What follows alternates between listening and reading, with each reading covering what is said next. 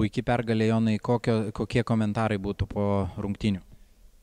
Geri komentarai, manau, komanda nusipelnė šitos pergalės, mūsų komanda iškrito 2 lyderiai, tai šitą pergalę jiems padovanojam.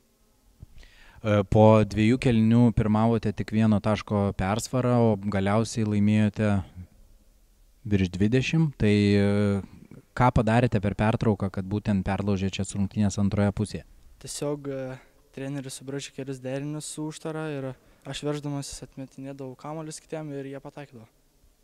Taip, iš tikrųjų, trečiajam kėlinyje komandos draugas Urbonas sumetė 3 tritaškius būtent po tavo perdavimų, tai ar tokie ir buvo planai? Nu, taip gavas. Šitas rungtynės jam pasisekė. Pataikė daug.